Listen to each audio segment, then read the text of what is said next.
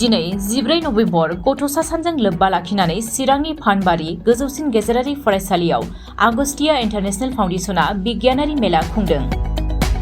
आगस्तिया international फाउन्डेसना खुंनाय बिगियान मेलाखौ फानबारि गोजौसिन गेजेरारि फरायसालिनि गोरायुं राकेशर ब्रह्म, बारग' फोरोंगिरि महेन्द्र चन्द्र गयारि, कमलाकान्त बसुमतारिनि नुजाथिनायाव बेखेवनानै होयो बिटिआरनि आखाइ इसान आरो सि शिल्प बिफाननि मावफुं सोद्रोमा धनन्जय बसुमतारिया। मख'नो गोनांदि आगस्तिया इन्टारनेशनेल फाउन्डेसना खुंनाय बिगियान मेलायाव फरायसाफोरा day and night model, light model, human torso model, Newton cradle model बायदि बायदिनि सायाव दिन्थिफुंनाय जादों।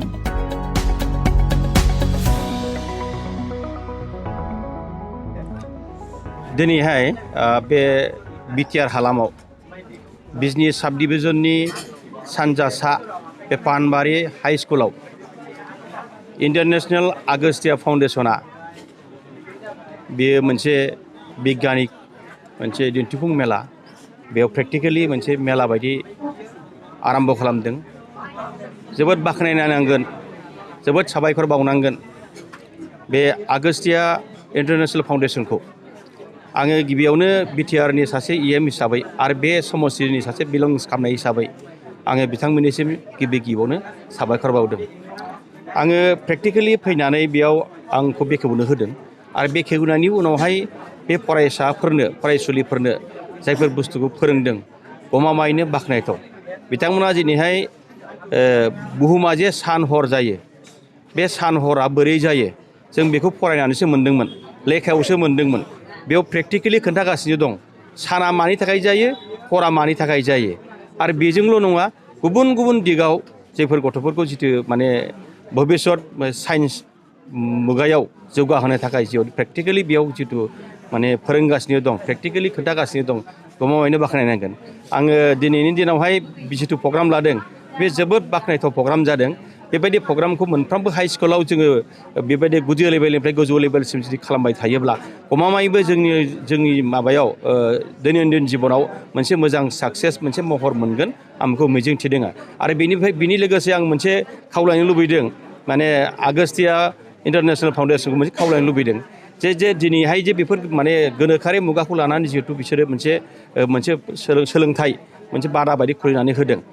दिनैहाय जुदि जोङो मानसिनि जिबनाव मा आदार जायोब्ला जोङो गोजोनै थानो हायो आरो मा आदार जायोब्ला जोङो साफा सिखोन जानो हायो आरो जों गोलाव गावनि जिबनखौ लांनो हायो आरो मा आदार जायोब्ला जोंनि स्मृति सक्तिया बारायो आरो मा आदार जायोब्ला जोंनि स्मृति सक्तिया खमायलाङो आरो जोंनि देहाया बेमारि जालाङो, मा जायोब्ला बेमारिनिफ्राय बारग'नो हायो, परित्रान मोननो हायो। बेफोर दिगावबो जुदि मोनसे एवारनेस लाफालांनानै फरायसाफोरखौ जुदि दिनैनि दिनावहाय जुदि साखाफारा खालामनानै मोनसे फोरोंथि बादा खालामनानै होयो, बेयावबो मोजां मोनसे गुन मोनगोन होननानै मिजिंथियो। धन्यबाद। जों दिनै फानबारि हाइ स्कुलावनो जों दिनै मोनसे गथ'फोरनि थाखाय साइन्स एगजिबिसन प्रग्राम लानाय जादों। एक्सुवेलि जोङो आगस्तिया इन्टारनेशनेल फाउन्डेसननिफ्राय जों सरकारि फरायसालिफोरावहाय थाङै जोङो बिसिनि टपिक्सखौ लानानै जों बिसोरखौ जोङो हेन्ड्स अन लेब जोङो प्रेक्टिकेलि बिसोरखौनो गावसिनि आखाइजों बानायहोनानै खामानि मावहोनानै जों बिसोरनो खोन्थानाय जायो आरो फोरोंहैनाय जायो। दा बिनिनो गेजेरावहाय जोङो दिनै गथ'फोरनि माखासे जोङो मटिभेसन आरो बिसोरो जाहाथे साहस फैयो आरो बिगियाननि सायाव जोङो गिनाया खमायो आरो इन्टारेस्टिं फैयो। दा बिनि थाखायनो जों दिनै जोंनि फानबारि हाइ स्कुलनि सिङाव जोङो मोनसे 14 नभेम्बरजों सोमोन्दो लाखिनानै जों मोनसे साइन्स एगजिबिसन प्रग्राम लानाय जादों आरो बे प्रग्रामाव गोबां फरायसाफोरानो मोजाङैनो बाहागो लादों आरो जों बहुद गोजोननाय मोन्दों।